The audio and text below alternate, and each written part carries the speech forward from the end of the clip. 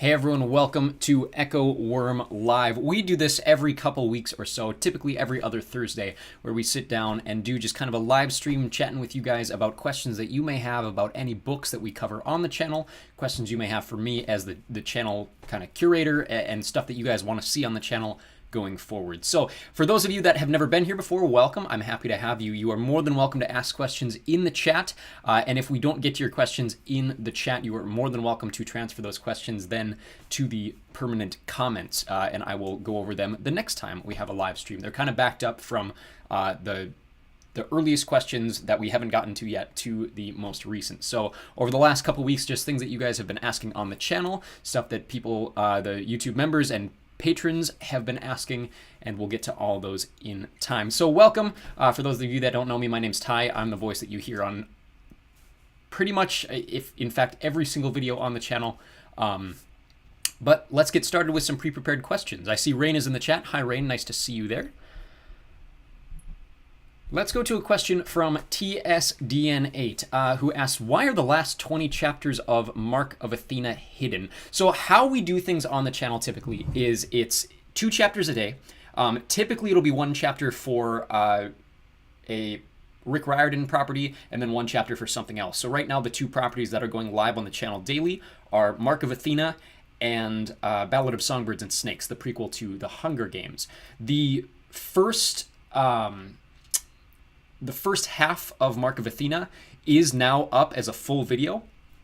And so once we get to about the halfway point in every book, if that book is going to be over 10 hours, which Mark of Athena is, all of the Heroes of Olympus books kind of are as well, then we'll split it in half. So 52 chapters in Mark of Athena means that every 26 chapters then will consolidate it into a full form video. So the first half of Mark of Athena is up now, but that means the rest of the book, or the rest of the chapters, are not up yet on the channel. They still will be posted daily, but they are currently available in advance for members and patrons. So there's a link below in the description if you guys want to offer $3 a month. That is as little as you have to pay to get access to like 3 extra weeks of content right now. So we just started House of Hades today. We're already through Mark of Athena over on Patreon, as well as through Ballad of Songbirds and Snakes, through Voyage of the Dawn Treader, Chronicles of Narnia, which has not yet hit the channel, and we are about a third of the way through Dune now. So if you guys are interested in that, it is as little as $3 a month. Just become a patron. Otherwise, everything that is already on Patreon will eventually move over to the channel, just a little slower. Question in the chat from Mateo Bartholan. Hello, this is just an estimate. I don't know what you're estimating. Xpogo Sam says, imagine being half a book behind on Heroes of Olympus. Couldn't be me. I know some of you are not able to afford that that Patreon cost as little as $3 a month, and that's totally fine. There is nothing that I will put over on Patreon that I will not put on the channel. The exception, and it still will be available for free, but the exception is all Harry Potter content, or eventually if we do some Lord of the Rings content. I can't legally put that on YouTube for a variety of reasons. So those will be made available for free elsewhere, but they will also be on Patreon first. So for those of you that are able to do that, then it's an excellent little perk to get ahead a few weeks. But otherwise, just be patient. Everything will eventually be on the channel as well. Next question comes from Coronor, who says, can you read How to Train Your Dragon, the How to Train Your Dragon books? I know those films are popular. Those books were the staple of my childhood. They are on my list. Those were one of the first kind of children's to late preteen series that was requested on the channel. So they're actually pretty high up on my list. But if you see behind me, my current reading list is fairly extensive, so it will be a bit before we get to them. But yes, they are on my list, and they are pretty high up there. I've never read them before. I've seen the movies, so I'm eager to see how similar they are and how well written they are compared to the movies, because the movies are very good. Rain says, have you ever used your powers to dox anyone? No, I don't think doxing is a fair thing to do, and I don't think it's a very safe thing to do, and in a lot of cases it is illegal. So I've never doxed anyone. I've blocked a lot of people, but on the flip side of that, no, I've not used my powers to do something like that. What are the next books you're going to do? Good question. So those of you who are familiar with the live streams, I do this every live stream, and I'll probably do it a few more times today. This is my active read pile. So these 4 books, I've added a 4th one. It's Chalice of the Gods. I'm going to try to get that done as soon as possible. I'm about halfway through it right now. But these are books that I read a chapter out of every single day. And that's so I can get a chapter of Dune out to my patrons. I can get a chapter of whatever, right now we're on House of Hades. I can get that to my patrons. And then I have Fire and Blood, the prequel series to Game of Thrones, which the series House of the Dragon is based off of. I'm trying to get that done. It's very slow. The chapters are very long, and I'm trying to get through it as fast as possible. But sometimes things get in the way. Life gets in the way. But these are the active books. And then behind me, of course, you see everything else split into 2 piles. I kind of accordion back and forth between them. Those include Harry Potter and the Cursed Child. I'm trying to look behind me here. Harry Potter and the Cursed Child, Game of Thrones, Found, the Book of Mormon, Demigod Files, Hunger Games, Among the Hidden series. I can't remember which book we're on right now. Spiderwick Chronicles, we have 1 more to go. Rise of AW. Below that is A to Z Mysteries, Chronicles of Narnia, the 6th book now, the Jedi Prince series from Star Wars, Sherlock Holmes, Malakon Manor, a series of unfortunate events we will be starting eventually, Aragon, Maze Runner, City of Ember, Artemis Fowl, House of Cards, Divergent, Diary of Wimpy Kid, Sun and the Star, Magic Treehouse, Red Pyramid, and the Kyoshi series. So quite a few books on my list. My priority right now of the books behind me, I would like to get out all of kind of the younger books first. So we got about 20 books left in Magic Treehouse that I'm going to try to do 1 a week. Diary of a Wimpy Kid I'm going to try to do once a month. The Star Wars series once a month. The what else are we missing? Spiderwick Chronicles, the last one, I'll get out next month sometime.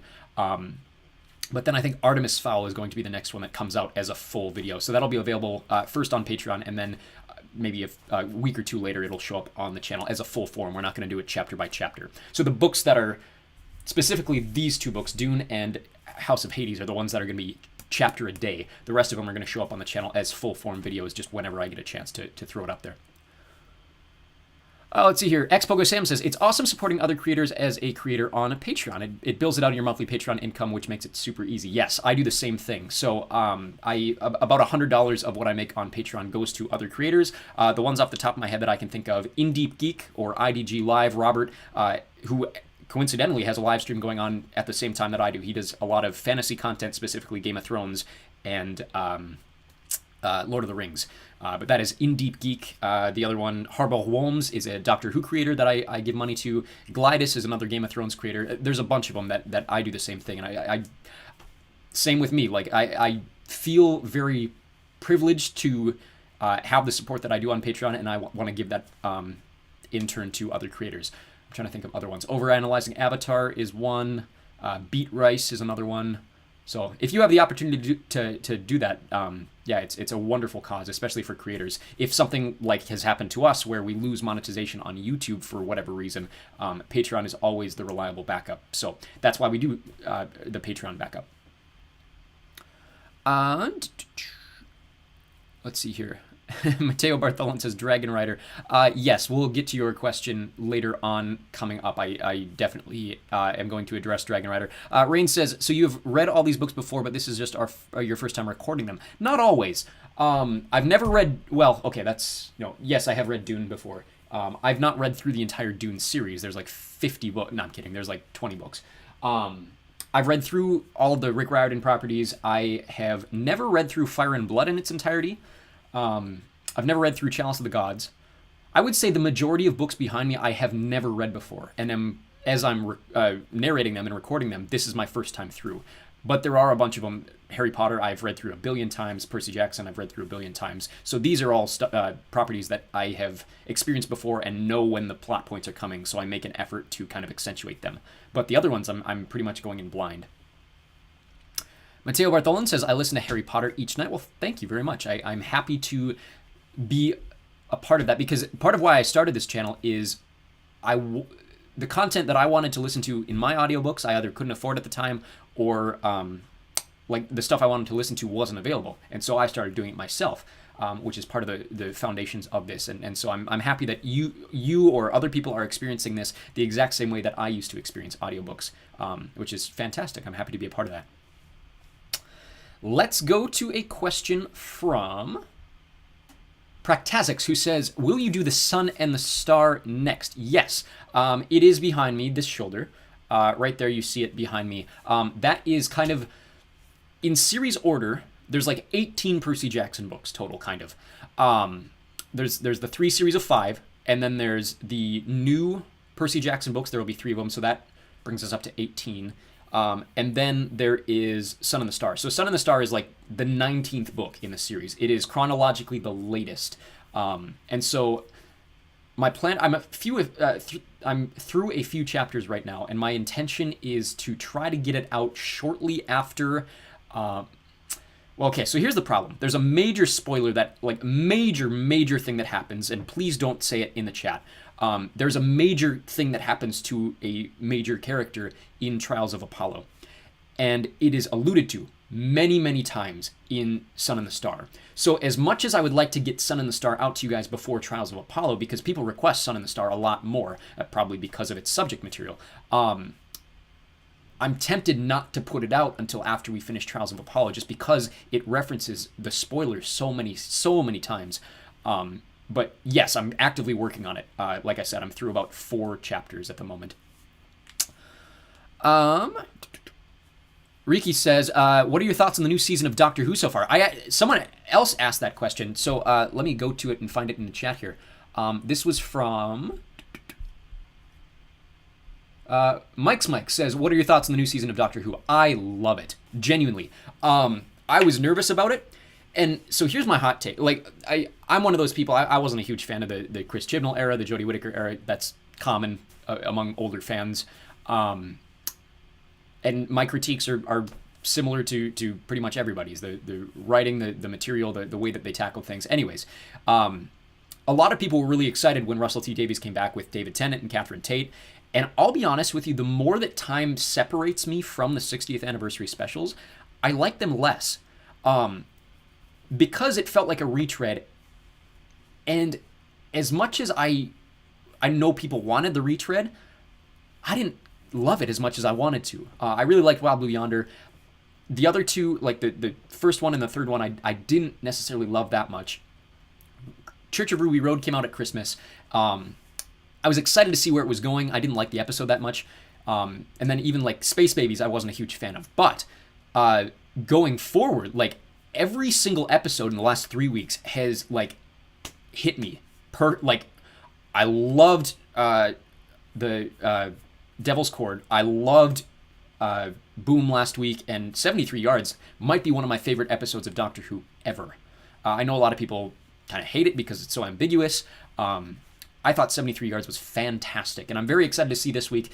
This week's episode looks very similar to Nosedive, the episode of Black Mirror, and I'm a huge Black Mirror fan. You guys can check out my Black Mirror content on my second channel. We'll talk about that a little more later, but I love it so far. I'm a huge fan of both Millie Gibson as Ruby Sunday, and I think Ncuti Gatwa is one of the best performances as the Doctor that we've had in a very long time, so I love it. Question from... Rain says, question that doesn't make sense. What is your question? I'm not entirely sure what you're asking there, Rain. Feel free to clarify. Xpogo Sam says, any advice on fostering a community in Patreon? I have a decent following, more than enough to cover my car insurance every month, but I have minimal engagement with patrons, which I'd like to change. That's a good question. I think this goes further than Patreon and like just generally as a creator. For me, it's YouTube, obviously. And one of my biggest fears on this channel was inconsistency of output, which is why I do this single chapter a day, because this isn't my full-time job by any means. I've mentioned this plenty of times. I have a full-time job outside of YouTube. I have a part-time job outside of YouTube, and I'm also a married and have a kid.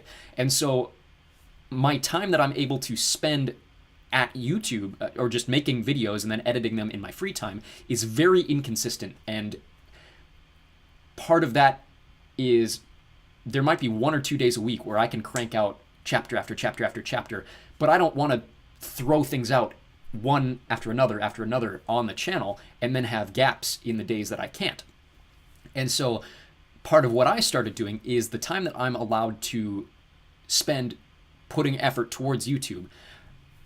YouTube is great, and so is Patreon, because you can schedule everything out. So it's finding what your output is on a regular basis and putting that out as consistently as possible. So for me, I can average out 14 to 15 videos every week. And so spreading that out is typically 2 a day, maybe an extra one on a Monday, Wednesday, or Friday, that sort of thing. Today, I think there was a Magic Treehouse book that came out. And so it's finding that space between everything. And then the content that you put out, find a way to engage with people in a way that's not just your normal way of doing things. So what I've been doing is I've been putting polls out on the channel. I've been putting out quizzes on the channel just once a day, and trying not to overload people with content, but keep enough content consistently that people are engaged with it. And so when it comes to Patreon, it's a little different because I think I post more on Patreon and I talk to people less on Patreon. So I honestly might not be the best example of what to do on Patreon for it. I think I have the benefit of, I have a lot of really, really solid, talkative, outgoing people that kind of take my place in the conversations. It's the same way on Discord. So if I can step back and have my role as engager be taken over by somebody else, that's a huge benefit. And that's really tough. That is really tough. So until you have the people that can be the engagers in your community, I think being there and promoting things the best that you possibly can be. One thing that I know, this is a channel that the Amagi, they do a lot of anime content on YouTube. I'm not a huge anime fan, but I follow them for a variety of other reasons. One thing that they do that I absolutely hate, but it works, is every single video they ask just a very broad, dumb question in their comments. They're like, they post a Harry Potter video, they go, who else loves Harry Potter? And it's like, okay, well, this is absolutely engagement farming. And then they get 150 responses to that comment, and they get 150 likes on that comment. And it's a dumb, generic question. Of course they like Harry Potter. You're watching a Harry Potter video. But it's the engagement of it that gets people going. So if you can find a way to spark that conversation, I think that's the best way to do it. Like I said, I may not be the best person to give you advice on that, because I have such great people on Discord and on YouTube and on Patreon who take my place as the engager, if that makes any sense. Joseph Morrill says, Echo Wirm, I really appreciate everything you do. Appreciate the paper book stuff you send to Patreon supporters. Yes, so Joseph just became a member of the Champion tier. If you are a Champion tier or above over on Patreon, that is $25 a month or more, you get a free book every month. So right now, I literally, just today, sent Joseph a copy for May, and then ahead of the transition into June, a copy of Mark of Athena and now House of Hades. And so every member, $25 or more, gets a free book every month for no extra cost. That cost is absolutely absorbed in the whole $25 a month thing. So I think it's a great way to add to your book collection if that's something you're interested in. And I'm happy to be a part of it. I'm happy to engage with people who are interested in reading the same books that we do. Juniper Bloom says, hey, I am so picky with my audiobooks, but I love this channel. Well, thank you very much.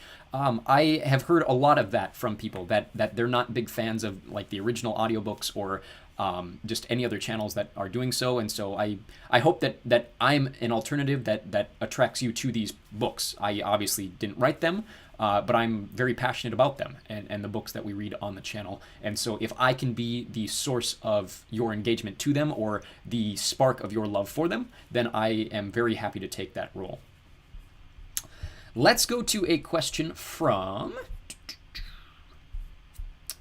Thurbine2411, who says, how does copyright work with audiobooks? That is a really good question, because it depends on the platform, genuinely. Because, so for example, fair use copyright, which is, I know what happens in America, because I'm American. I don't exactly know how fair use works in other countries, but in the United States, you have the right to use copyrighted content under 4 separate grounds of fair use. And one of the grounds, the one that I justify the way that I do things for, is how does what I do affect the market of the copyrighted material? And so before our original channel was taken away, our Percy Jackson videos had over 500,000 views. And so if I were ever taken to court outside of YouTube by Rick Riordan or his legal team, and they asked what my defense is of taking this copyrighted content, obviously it's my voice doing everything. I'm not stealing someone else's recording. That's a totally different issue. But my performance of copyrighted material, I can try to defend that on the grounds that 500,000 people have seen this and were very likely pushed into purchasing the product or related products because of their engagement with my material. My audience size, my audience share is big enough that it is more likely that they are being attracted to the source material through me rather than taken away from the source material, if that makes any sense. The problem comes in YouTube's copyright process, because at any point, and this has already happened with Harry Potter. This is why we don't have Harry Potter on the channel. This is why we won't have Lord of the Rings content on the channel. Because it's copyrighted content, an author or their legal team can at any point come on the channel and say, that is mine, take it away. And I can't legally defend it through YouTube. In order to defend it, I would have to take it to a legal source outside of YouTube. And in that case, that is going to cost me thousands of dollars that I don't have, time that I don't have, and that's a significant problem. And so, yes, it's legal for me to do it, but because of YouTube's copyright algorithm, there are challenges that come with that. And so that's why we select the authors that we do on the channel and take away the authors that we know we're going to have problems with, because someone like J.K. Rowling or J.R.R. Tolkien's estate, they are notorious for copyright striking things, whereas Rick Riordan is notorious in the opposite direction. He is very friendly to creators like me, and so that's why we kind of balance things the way we are, and that's kind of how copyright works. It's very hit or miss. Xpogo Sam says, actually quite helpful. Got to get off my ass and make a Discord already. Engagement farming would be easier if Patreon iOS app wasn't horrendous. It is. It's terrible. Truly my only complaint with the platform. Yeah, Patreon is a great platform, but the app and specifically its video drivers, not the best, which is why we moved all of our Harry Potter content both on Patreon but also to Vimeo, because Vimeo is a much easier app platform to use. Joseph Morrill says, I apologize for messaging you so often. I know how busy you are. That's okay. If I ever ignore any of your guys' messages, please know that it is not for any reason other than I have a lot going on. But I'm always happy to take messages or requests. Stucci says, when did you start your channel or making audiobooks? So the original channel that we started, it's a very long story, kind of covered in that whole copyright process. But the original channel was started December of 22, I think. So about a year and a half ago, I started, my wife was pregnant with my firstborn son, and I wanted a way to kind of, what's the word I'm looking for?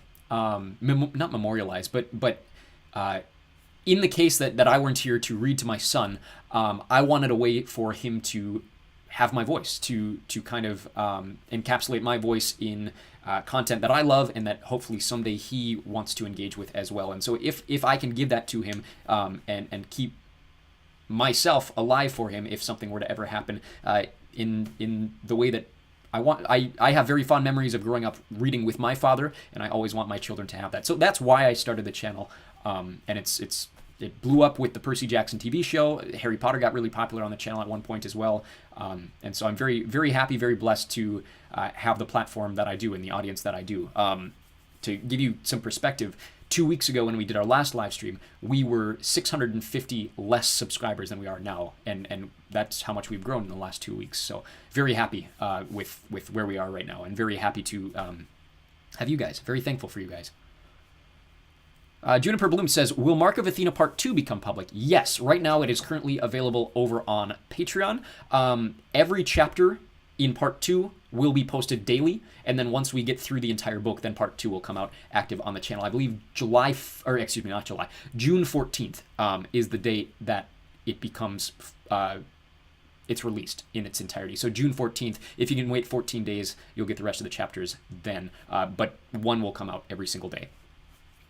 Xpogo Sam says, watching and listening to The Radiation Effect, and the app has fully crashed twice today alone, and flipping between user and creator mode seems to make the app lose its mind a bit. Yes, I have the same issues when I try to engage with my the creators that I give money to. You have to basically switch your profile, like he's saying, from creator to user mode, and yeah, it definitely makes the app not happy with you. So that's why I post all my full form videos as well over on Vimeo, just to make that easier. But I know Patreon, not always the easiest when it comes to listening to things. Especially, it's very inconsistent whether or not you can shrink the tab. YouTube kind of has the same issue, but not as significant as Patreon does. So yeah, not a huge fan of the app, but love the platform. Very happy for what it does for not just me, but plenty of other creators out there. Addie says, when Heroes of Olympus is over, will you do Trials of Apollo? Yes. The one caveat to that is once we're done, so right now we're going to get through Heroes of Olympus, and then we'll have the first 10 books of the Percy Jackson Camp Half-Blood saga out. And then I'm going to release all at once Chalice of the Gods, and then September 24th is the release date for the next one, Wrath of the Triple Goddess. Right now, I'm trying to figure out how I'm going to do that, because I want it out as fast as possible so you guys can engage with it, so that for selfish reasons, so I can kind of be the first audiobook with Wrath of the Triple Goddess out there and kind of farm that engagement to the channel. And so I don't know if that means posting multiple chapters a day. I don't know if it means posting every single chapter on Patreon, and then as soon as the book's done, then putting it over on the YouTube channel. I'm not quite sure how that's going to look yet. But then as soon as we're done with that, I'm going to read the Kane Chronicles. Now, the Kane Chronicles is separate from Percy Jackson. It's a very different series, tangentially related, but barely. Like, never mentioned in the main series. They have a spin-off novella series, but everything between the two series are never mentioned again in the normal series. And so I'm going to do Kane Chronicles. There's only 3 books of those. Get that out of the way. Then we'll do Trials of Apollo. And then we'll do Sun and the Star, probably. And then we'll do Magnus Chase. And so that way we'll get all the Riordan stuff out of the way and then keep working on things elsewhere. So, got a notification on Patreon. Oh, just a message from Joseph. Joseph, thank you very much.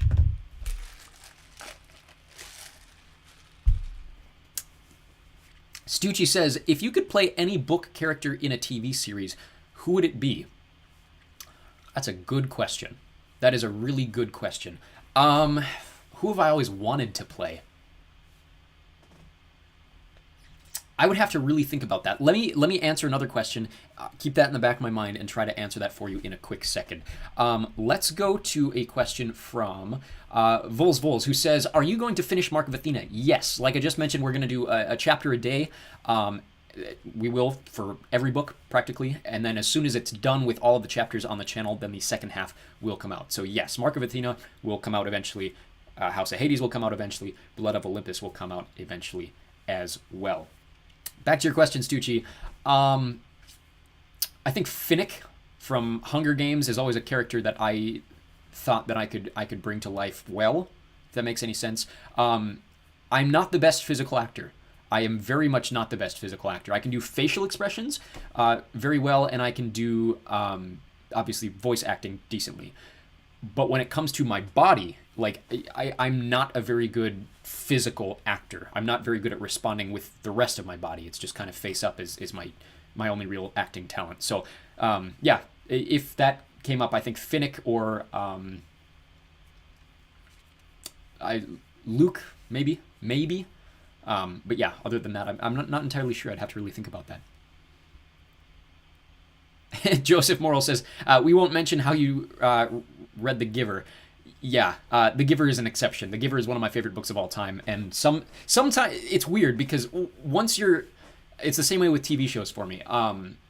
Like, my favorite TV show of all time is Orphan Black. And Doctor Who is a very close second. And sometimes it slips my mind how many other great series are out there. But when I'm not actively thinking about something, then it kind of slips my mind, whatever. But The Giver, I totally forgot how much of an influence The Giver had on me from a writing perspective. There is a major plot point in my own book that I took directly from The Giver, and totally forgot where that came from. And so when I was rereading it, yeah, I forgot how influential that was on me the first time I read it. I think the first time I read it, I was 9 or 10 years old. But absolutely love The Giver. And as soon as you mentioned it on the channel, I went, that has to be on the channel as soon as possible. And so I made an exception with The Giver just because I love that book so much. Like, for personal reasons, I had to get that out on the channel as fast as possible. It's currently available for patrons. It will be up on the channel June 15th, I believe. It's debuting in its entirety.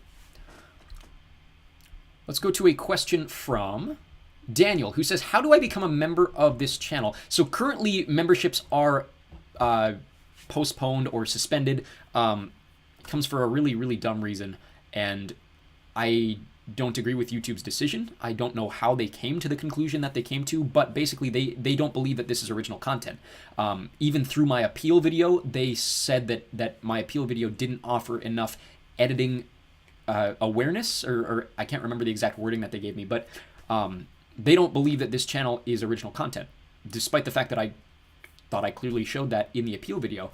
And so we are not monetized until at least August. August 4th is when I can reapply for monetization. So currently memberships are unavailable.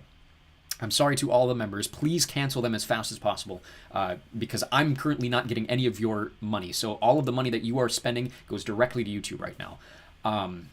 But on Patreon, for even cheaper than you would as a YouTube member, you get every single thing available to you that the YouTube members would as well. So patreon.com/EchoWirm, there's a link down in the description below if that is financially viable for you. Joseph Morrill says, I loved how powerful your voice was during the book. Well, thank you very much. Do you want to clarify that for me? Because specifically what do you mean with the powerfulness? That's a very kind compliment, and I'm curious what specifically you mean by that.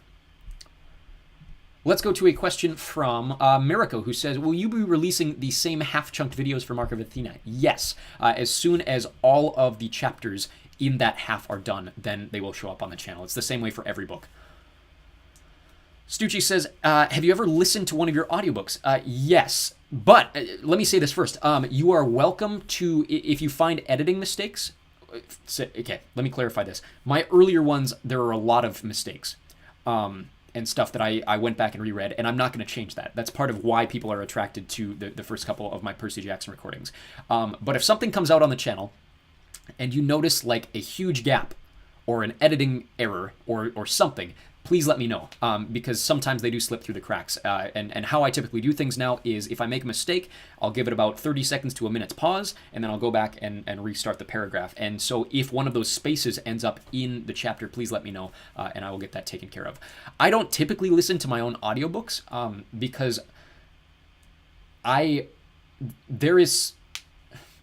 engage with content pretty heavily, but there is absolutely a limit for content engagement for me. And so if I'm watching a TV show outside of the channel, if I am reading a book outside the channel, if I am reading a book on the channel, there's only so much media that I can consume before I get kind of overwhelmed or even distracted or confused by the different plot lines going on. And so, yes, I do, but very rarely, if that makes any sense. Usually it's only when I'm editing, but I go back and listen to my Harry Potter recordings quite a bit just because I love the way that, how do I describe this? I love the experience that I had making them. And so for almost a nostalgic reason, even though it was just a couple years ago, like it means a lot to hear myself and go back to that memory, if that makes any sense. Kind of a conceited answer, and I don't mean it to be, but yeah, Harry Potter is kind of the only one that I really listen to regularly. And sometimes people will comment things on the Percy Jackson videos, and maybe I did something really funny or I made a mistake or something, and I have no idea what they're talking about because by the time that it airs on the channel, it probably happened like a month or two before. And so the most recent example of that is the mermaid camp in Mark of Athena. I totally forgot about my one-liner with that or even the when I put a self-insert into the Narcissus character. I forgot about that completely, and then people would bring it up in the comments and whatnot. So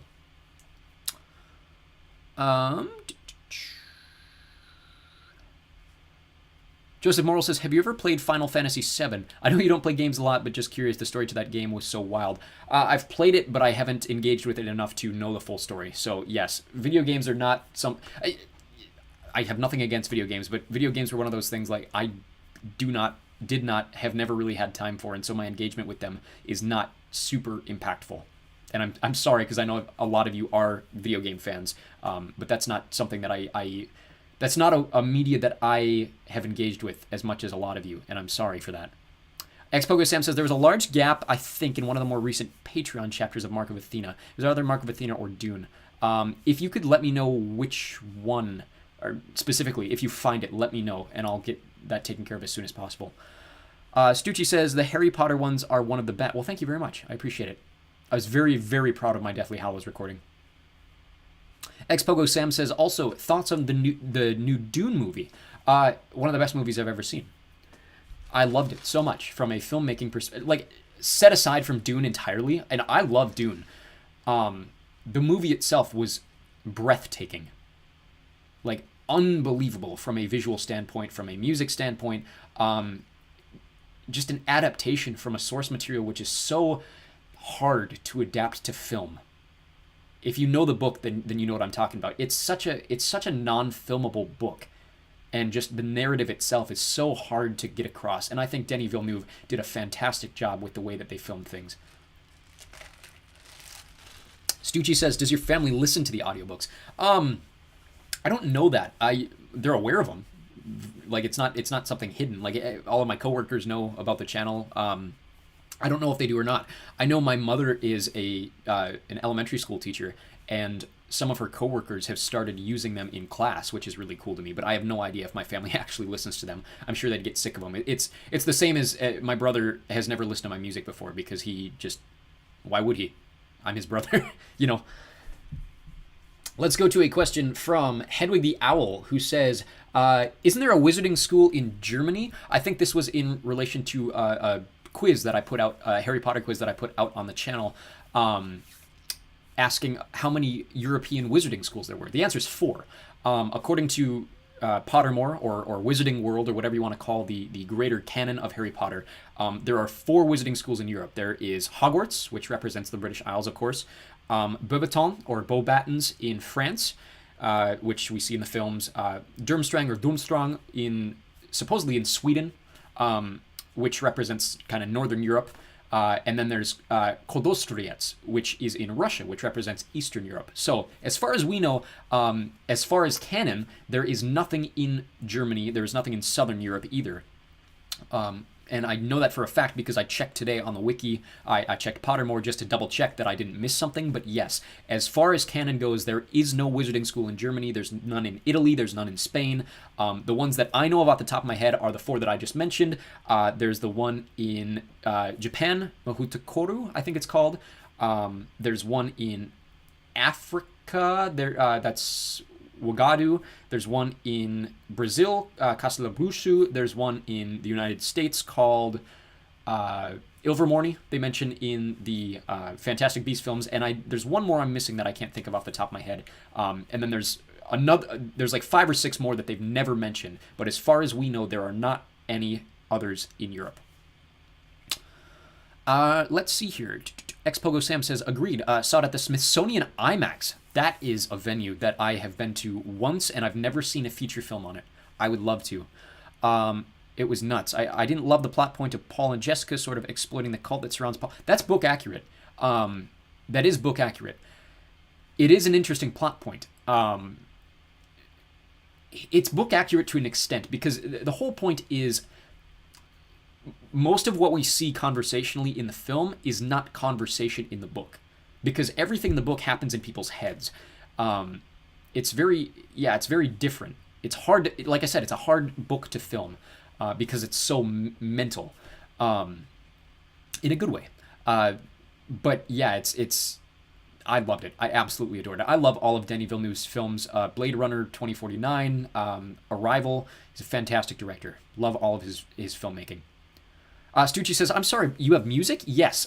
There's a link below in the description that should say music or my music. It's a link to a Spotify link, and that is my most recent album. It'll have the exact same cover art as the painting behind me, if you're interested. Let's go to a question from Tora V, who says, will you post more trivia on the channel? Yes. My goal is 4 days a week. So a weekly question about Harry Potter, a weekly question about Percy Jackson, a weekly question about Dune, and then, excuse me, a weekly question about Chronicles of Narnia. So you should see that sometime between the hours of 11 and 1 Eastern time every day. So yeah, stay tuned for that. It should be once a week, at least for the Percy Jackson, Harry Potter ones. I'm going to try to continue with Dune and Narnia as well. Let's go to a question from April's Wacky World, who says, will you read Keeper of the Lost Cities? I've never read it. It is on my list, I know for sure, and I will absolutely do more research into it to see if it's something that I maybe want to bump up in just the way that it goes in my whole list of things behind me.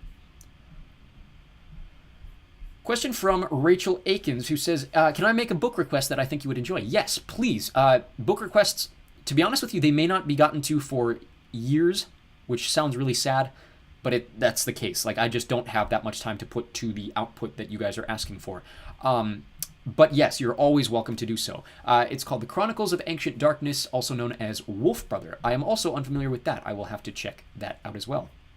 But I will add it to my list. Question from Brandy Vermillion, who says, I have never read Dune. Will you be reading it and putting it out on YouTube? Yes, currently we are through the first third. So Dune is kind of like Hunger Games in the fact that, well, first of all, Dune doesn't really have chapters. Hunger Games does. But Dune, the first book, is separated into three books. So it's one book, but it's separated into three different acts. So the first act kind of has to do with them arriving on Arrakis. Second one is Paul taking up the Muad'Dib Kwisatz Haderach kind of title, moving in with the Fremen, and then the third act is the revolution. And so they split the film between two parts of the three. So it's not quite clean, and I'm going to put them out chapter by chapter, but on the channel it's not going to start until August, I think, is when we'll start. It might be July, middle of July. I know it's going into August that Dune will start on the channel. But if you want it right now, the first 21 chapters are available on Patreon for sure. So the first third of it will be coming as a full video for patrons sometime in the next couple days here. Question from Zarin Angel, who's a couple questions here. Could you please do some works of Robert A. Heinlein? Second question, can you read Chalice of the Gods? I'll answer the second one first. Absolutely. Chalice of the Gods will be on the channel as soon as, basically, the day after we get done with Blood of Olympus, the entirety of Chalice of the Gods is going to drop. So I'm very excited for that, just for the sake of, we're not going to do it chapter by chapter. I am already halfway through the book. I'm almost certain that I can get it finished in the time that I need to for patrons, and it's just going to drop all at once, so you guys can enjoy that prior to Wrath of the Triple Goddess. That Wrath of the Triple Goddess is when the channel is going to get a little messy, and that's okay. But Chalice of the Gods, yes, will be coming out sometime August or September, as soon as we're done with Blood of Olympus. The first half of the question, though, can you read some works of Robert A. Heinlein? The answer is maybe. So the issue with Heinlein is similar to Frank Herbert, right? Older material. And because of that, you're going to have some controversial elements. For a 50s through 70s author, I believe his works were kind of popular. There was a lot of very, very progressive themes. And at the same time, because of its age, there are a lot of negative connotations with it as well. And so it will probably be on a case-to-case basis. Dune is similar. It becomes a lot worse in the later Dune books. There's a lot of weird commentary on sexuality that didn't age very well. There's a lot of very progressive things that also kind of retrospectively didn't age well because of the things that they imply. But in the first Dune book, it's fairly safe. The only thing that I've really found that dates it, and someone else actually commented this because I didn't catch it the first time I read it. There's a single Asian character in Dune, and he's referred to as a slope, which is not a very common term, but it's definitely a racial slur for a person of Asian heritage, and so there are problems that arise later on in the books that I probably won't get through the entire Dune series because of that. That being said, with Heinlein, it would have to be on a case-to-case basis. So if there's a book that I think is safe enough to read as a straight white male narrator on the channel that I'm comfortable reading in the year 2024, then yes, I think we could approach that. But like I said, it'll have to be as we go on, because honestly, like, I want this channel to be as safe as possible for as many people.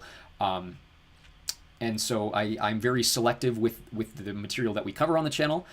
There are books that I really love that I am not comfortable reading for the sake of language, for the sake of commentary, for the sake of I don't want people to be turned off of other material that they would really enjoy because of the stuff that's on the channel, if that makes any sense. Mackay McMillan says, I just want to say thank you for making the Percy Jackson and Heroes of Olympus books accessible to me while I work. Absolutely. That's what I'm here for. Tarek Chahadu says, I was actually trying to find a face reveal pic of you online out of curiosity like a week ago. Cool to see you. Well, thank you. Yes, this is me. My name's Ty. Nice to meet you guys. Haley Rosales says, who would you say is your favorite character in the Shadow Children series? So I have to preface that question with the response that I have not read the series in its entirety in over a decade. I have not read the series in its entirety in over a decade. And so Luke is the obvious answer. Luke's a fantastic character. For the life of me, I can't remember his name. There is a bodyguard in either the fourth or fifth. This is very, very niche. There's a bodyguard in either the fourth or fifth book, might even be as late as the sixth, that for whatever reason, I had a lot of fun with the first time I read. And if you know the character I'm talking about, please tell me. I never really connected with Nina, but I think the easy answer is Luke. Obvious answer is Luke.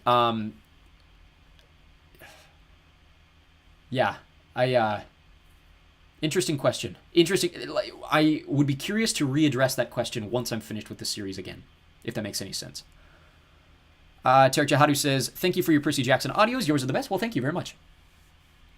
Expogo Sam says, that was me that found the slope one. Had to go back because I thought there's no way, and then I remembered how old the book is and thought, yes, that explains it. Yeah, it's not a very common... okay, so I know that term through Top Gear. If you guys are familiar with the TV show Top Gear, that is one of the words that Jeremy Clarkson used on camera that resulted in him being fired from Top Gear, and then, of course, they started the Grand Tour.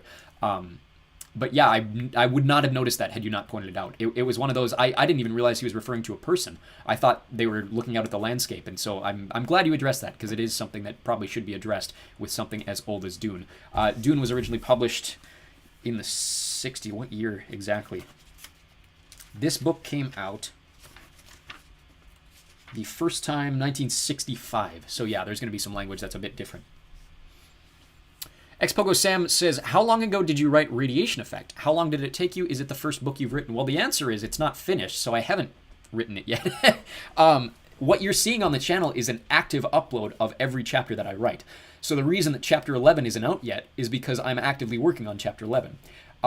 It's kind of an experiment to see you guys engage with material that is actively being written, and then for me to go back and re-listen to some of it and then compare it to the stuff that I've just written and see, if I have enough stuff going back and forth, if I need to go back and address things, or if there's plot holes that, or not plot holes, but like, for example, one of the characters, I describe her mother as being a part of the program, and then in another part, I describe her as being not part of the program, and so I have to fix that if there's inconsistencies between that. So I started writing the Radiation Effect 10 years ago when I was 14.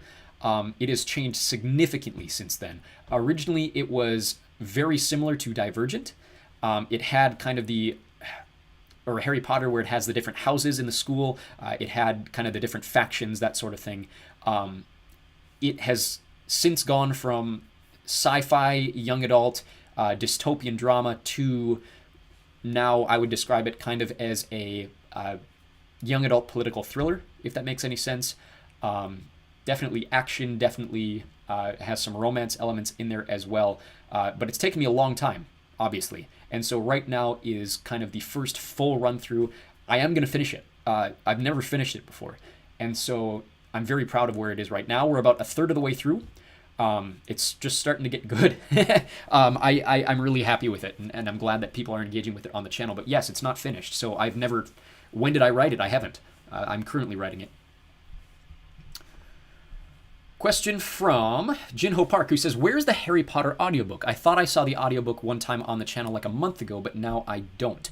So this goes back to the whole copyright issue. It is currently available for free on Patreon. You don't have to pay for a membership to find it on Patreon, but you can also find it on Vimeo. So vimeo.com, look for Echo Worm, or just check out the description of this video, this live stream. There is a link over to the video showcase, or if you click on the channel on YouTube and go to the channel description, it should have a link to Vimeo over there as well. All of the Harry Potter content is over there as well, including the first act. Well, it's currently not out yet, but for patrons, and it will be coming up on Vimeo soon, the first quarter of Harry Potter and the Cursed Child is currently available for patrons. I got through the entire first act last night, and so I decided to put that out for patrons today as just kind of a special treat. So if you guys want to listen to me read Harry Potter and the Cursed Child, it's not very good. It's not. It's not a good book, play, whatever you want to call it. I have a lot of issues with it, the same that a lot of people do, and now that I've reread it, I have those fresh in my mind. But if you guys do want to listen to it, the first act of the 4 acts in the play are currently available over on Patreon. Let's see here. Cecilia Liu says, hello, nice to see you. Xpogo Sam says, that's a really cool experiment. I'd love a fandom page to keep track of characters and info as I listen to it either while working or falling asleep, so some info slips through the cracks. I'll have to talk to my Discord manager about this. But check out the Discord server. If you haven't already, there's a link down in the description. It should just be a permanent link where you can join. And we have a discussion going about just writings that people in the Discord server have written, myself included. I'd be interested to start an entire just kind of specific chat on radiation effect and answer questions that you guys have about characters. If you have questions right now about characters or plot lines that you want me to answer, I'd be more than happy to, as long as it kind of negates some spoilers. Let's see here. Lego Master Review says, have you ever read The Lord of the Rings? Of course I have. I'm sorry, that sounded really aggressive. Yes, I have. I read Lord of the Rings first time when I was probably 10. I've seen the movies a billion times. My wife loves them. I personally prefer The Hobbit. I know that's a controversial take. Not the films, but the book itself. I much prefer the Hobbit book than I do Lord of the Rings. And I think that's because I read it when I was younger, if that makes any sense. I have not read it on the channel, if that is your question. But yes, I'm very familiar with Lord of the Rings as a property. Xpogo Sam says, I failed to hate watch The Cursed Child. I couldn't make myself do it. You know, it starts fine. And then you're about halfway through the first act, and you realize a lot of nothing has happened, and I don't like the way that the characters are described. And then you get to the end of the first act, and you go, nothing has happened. And the plot is moving forward because a character wants the plot to move forward, but nothing else. It's not good. Like, the progression is the pacing's terrible. The comedy is poorly timed. It changes. The big thing that bothered me in the first act is the fact that they made the trolley woman into basically a robot.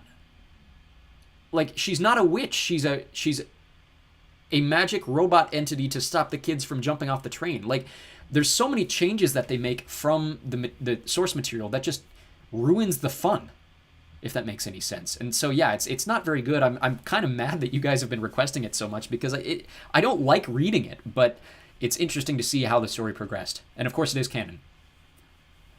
Lydia Glade says, when is the second half of Mark of Athena coming out? So it'll be daily chapters, but the full thing, like the one that just came out yesterday, the full second half version is coming out on the channel on June 14th. So 15 days from now. It's currently available over on Patreon, but if you aren't able to do that, it will be up on the channel in 15 days' time. Lego Master Reviews says, awesome, thanks for answering my question. Happy to do so. Any questions you guys might have, that is what I'm here to do. Joseph Morrill says, I remember reading The Hobbit when I was younger and remember getting a friend because of it. Interesting. You don't have to share personal experiences, but that is very cool. I mentioned in the last live stream, just connecting to your question, I mentioned last live stream that I had a friend from elementary school. that I haven't talked to in years that got me into Percy Jackson. I ran into him over the weekend. In town, I was back in town where I grew up and ran into him. And it was bizarre. Just like I mentioned that to him. And he goes, I haven't read Percy Jackson in years. And I was like, well, like, thank you for getting me into it, because this is what I do now. Like, because of you talking to me about this series, I am now able to do this in front of thousands of people on YouTube. So thank you for that. And I don't think he knew how to take that. And it was kind of a bizarre interaction, but it was interesting that 2 weeks ago, I had mentioned that on the channel, on a live stream, and then now I ran into the guy. So Expogo Sam says, I refuse to consider it canon. It's a fan fiction sponsored by J.K. Rowling at the absolute best. Yeah, same with Fantastic Beasts. I completely agree. Yeah, it's not a good story. It dilutes the fun experience of the original series. Rylan McGlade, in response to, or just underneath The Lost Hero, says, in all caps, mind you, where is Percy? The answer to that question is a secret. It is the plot of the second book and a major plot point in the first book. It is resolved by the third book, but yes, Percy Jackson is missing from The Lost Hero. And so that part of why people don't like Heroes of Olympus or find it so difficult to get through Heroes of Olympus is because Percy's missing in the first book. If you can engage with the first book, get through it, and make your way into the second book, it is definitely worth it. The fourth book in the Heroes of Olympus series is, in my opinion, by far the best Percy Jackson book. So if you can get to that point, then please do so. It is definitely worth it once you get through it. Lydia Glade says, why is it that every time I come to read a Percy Jackson book, there's a Q&A? I don't know. You probably do it every Thursday, would be my guess. I do this every other Thursday. Joseph Morrill says, out here drinking your Starbucks again, you might have a problem. Yeah, this is my second one today. So, yeah, I definitely have a problem. There's probably opium or something in there that's got me hooked on it. But, yeah, I have a significant obsession. All of your Patreon money, it doesn't go towards my rent or anything. It just goes towards my Starbucks bill. I'm just kidding. Video Cadet says, I love the voices you give the characters. Are you a voice actor? Not professionally. I have done work for people on YouTube by request. I am happy to do so. I don't always need to be paid, but it's nice to be paid, if that makes any sense. So I've worked on 2 separate vocal projects that I am not in control of. So someone else wrote a script for it, and I gave a performance of it. And as far as I know, neither of them are out yet.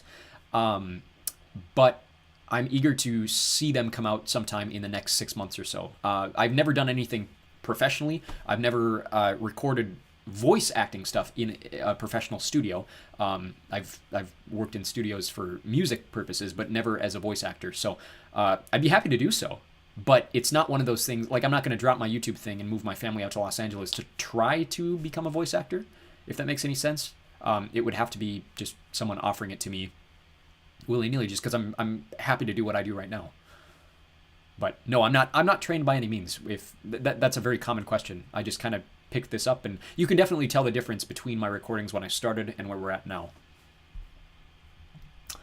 Question from Juicy Couture on the last Olympian video, asking, who is the spy? That is a major plot point that I'm not comfortable answering. But yes, that is an interesting question and an interesting reveal once it's finally revealed. Very, very, not, I shouldn't say highlight, but a very high point of the book is the reveal of that. But yes, that is resolved by the end of the book, if that's something you were wondering.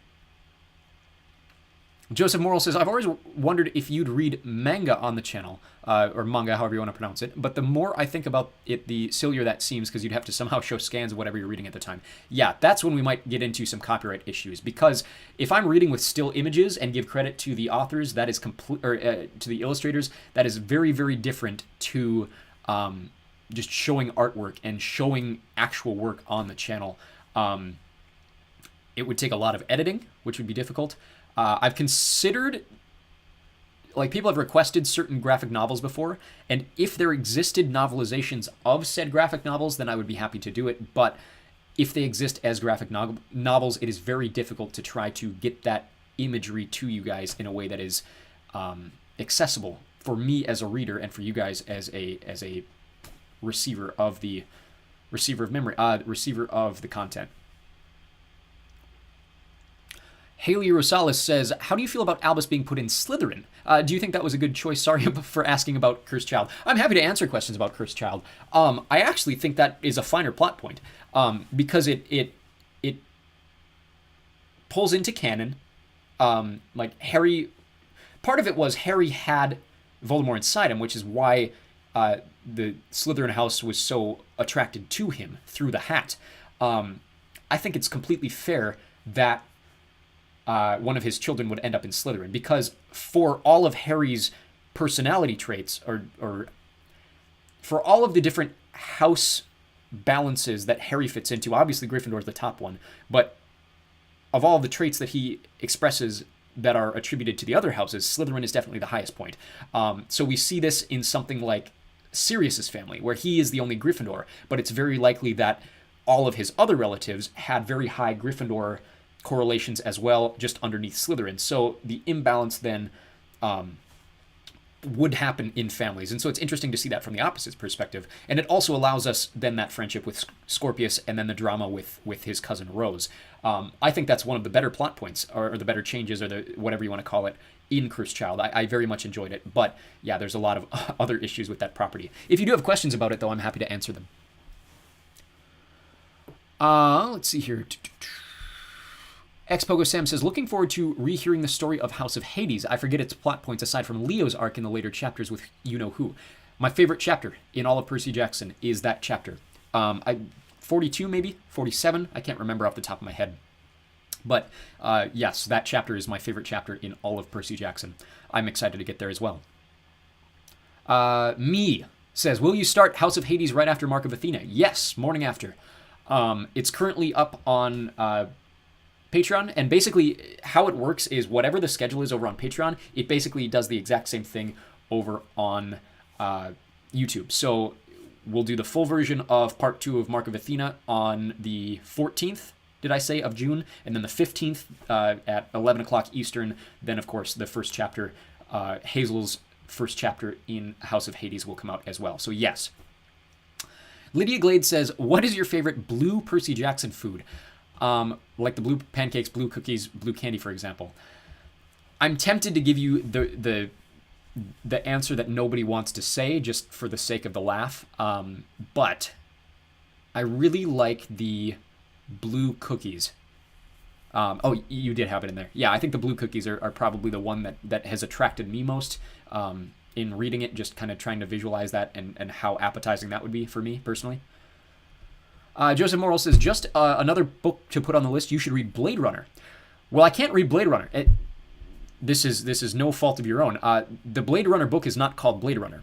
The book that Blade Runner is based off of is it's got a very long title. It's called Do Androids Dream of Electric Sheep, is what Blade Runner is based off. And yes, it is on my list. It's actually very high up on my list. I just ordered it 2 days ago, I think. They were having a sale on limited quantity books over on Thrift Books, and I think I got one of the last 5 copies that they had in stock of Do Androids Dream of Electric Sheep. So yes, I will read that on the channel as soon as I get it. Xpogo Sam says, that plot point is looked down upon a lot, sadly. Seen it likened to Stockholm Syndrome, which I don't think is fair. If you don't want to delve down that plot before it goes live, don't feel obligated. I won't spoil anything, but similarities to Stockholm Syndrome, but I think it's more so justified because of the fact that it's hard. It's a very, very like fine edge to try to balance that thing now that you brought it up. But the difference is she is looking for an escape, and the truth of their relationship then is exposed once she is freed from that. And does she still need Leo after the escape? The answer is yes, and we see that later on in the series. And so it has elements of Stockholm Syndrome, but almost on the flip side, it's she is desperate for an escape, and does Leo offer her that escape? Yes. So then, once she has that escape, is it justifiable for them to have a relationship? Is their relationship justified because she stays with him? That's where that comes into, if that makes any sense. Lady Glade says, I made the blue cookies yesterday. Interesting. I'd be very curious to try that myself. Xpogo Sam says, couldn't agree more, though. That string of chapters is certainly my favorite in all 15 books. I remember it very fondly the first time I read it. I remember where I was the first time I read that chapter, which is very weird. I was... Oh, this is from Pelican Lake. I was in Detroit, I was in Detroit Lakes, Minnesota, at a hotel in the middle of the night reading House of Hades, and I got to that point. So I remember that book very fondly. But I'm in the same case you are, where it kind of slipped my mind, the fact that I haven't read it in so long. And so now it's all coming back to me, and I'm remembering how much I like it. Let's go to a question from Kaguster, who says, do you think you can do House of Hades? Yes. Like I just answered, it'll be up on the channel as soon as Mark of Athena is over. We're not just going to stop after Mark of Athena. We'll go through all of the books. Let's go to a question from Sophie Lofi. I love that name. Who says, question, will you be releasing the second half of the book one at a time or the whole other half in one go? Typically, if it's a book that we're doing a chapter a day, then we'll do a chapter a day. When it comes to like longer books, say Sun and the Star will come out probably in 2 separate parts because it's so long. So I don't think we'll do daily chapters for Sun and the Star. But I won't make you guys wait. I don't want to make you guys wait if I can give you a chapter a day for all of the chapter a day properties. So we're going to keep doing that as much as possible. And then occasionally you'll see like full audiobooks dropped on the channel every once in a while. So yes, for the foreseeable future, it'll be a chapter a day. And then as soon as we get to that halfway point in each book, then we'll do the full versions. Strider says, what show are you referring to? Interesting question. This was on a quiz that I put out on the channel about one of the background objects in the Percy Jackson TV show. So asking what show I'm referring to is interesting. If you're familiar with Percy Jackson at all, or have watched Disney Plus in the last year, then I would assume you know about the Percy Jackson TV show. But obviously there are people that aren't aware of it. So Percy Jackson has a new TV show out that aired last fall, the first season. The second season has been greenlit. I don't actually know if they're planning on releasing it this fall or if they're going to wait a year and a half. Someone in the comments or someone in the chat can definitely correct me if they have announced when the second season is going to come out, because I actually don't know. But it did very well. It was very popular and well regarded in comparison to the film. I have my own issues with it, but I think overall it's an improvement from the film, and am interested to see where they go in the future. But yes, there's a Percy Jackson TV show that is currently through the first season, which covers the first book.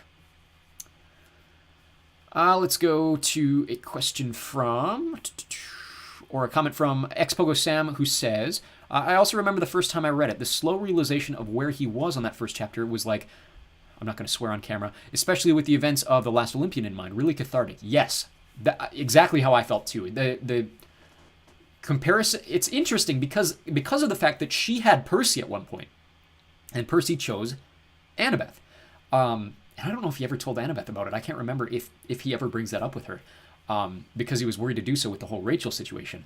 But then the fact that Leo shows up, and the difference between Percy and Leo, and this is a whole nother like fate versus whole nother conversation, but Leo was willing to promise her. Percy wasn't, and that's the whole difference. That's why she would choose Leo over Percy, is because Leo was the one that said yes. So it's very interesting. Joseph Morrill says, have you thought about reading the Odyssey, Troy, or the Iliad, stuff that Homer made? I have. I can't promise it'll be on the channel anytime soon. I'm not super interested in reading it because I've read it before. It's something I'll consider, though. Classic literature is something I really want to do, specifically Shakespeare. But I'll consider doing the Iliad and the Odyssey, specifically the Odyssey. I think people would be far more attracted to the Odyssey than the Iliad. But I'll consider it. Haley Rosales says, I was wondering when will the third book in the Shadow Children series come out? Love your audiobooks. You were the first person to ask when the third one's coming out. I typically, of all the stuff behind me, I prioritize it based on request. So now that you've asked that, I will put it on my list. Sometime in June. I can't give you a specific estimate. I'm hoping to have it out roughly middle of June, but sometime before the end of June. The third one will be out. My goal is once a month for all of these kind of single series books. Lydia Glade says, at the beginning of 2025. Okay, yeah, so they are doing the year and a half thing. Let's go to a question from Bullwig, who says, are your readings done all at once or are they edited together? Good Lord, can you imagine if I tried to record 8 hours in a row? That would be terrifying. I will say this, for the ones that I can get done in 2 to 3 hours, there are times that I will read through them all at once. The Giver I did in 2 separate sittings, which was about an hour and a half each. All of the Star Wars books behind me I do in a single sitting. All of the children's books behind me I do in a single sitting. The Shadow Children books I typically do in a single sitting, even though it's a very, very long single sitting. But when it comes to daily chapter stuff, Dune, Percy Jackson, that sort of thing, I will do a single chapter, and yeah, I'm not reading it all at once. I don't have the time to sit down 8 hours at a time or 12 hours at a time and read everything. So typically what I do is a chapter at a time and paste them all together and try to make it as clean as possible. Try not to mess with my mic settings at all and that sort of thing. So yeah, good question. Joseph Morrill says, I'm mainly just excited in general for HOA.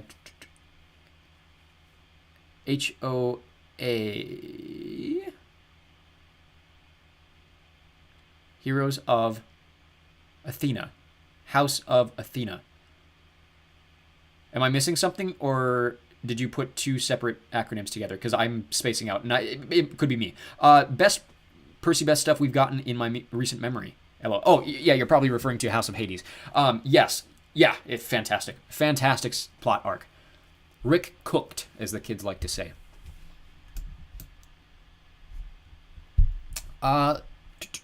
Already answered that question about Doctor Who. Happy to talk about Doctor Who if you guys have questions about it.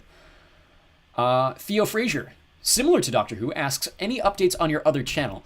Yes, so I have to apologize. I have to apologize to all the 21 Pilots fans. I still haven't finished the script for the Scaled and Icy video. I was hoping to have it out before Clancy was dropped last week.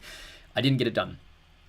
And I'm really struggling to get it done. Sometimes you just come into a writer's block and it's a struggle. And so that's what's going on with me and the 21 Pilots video series.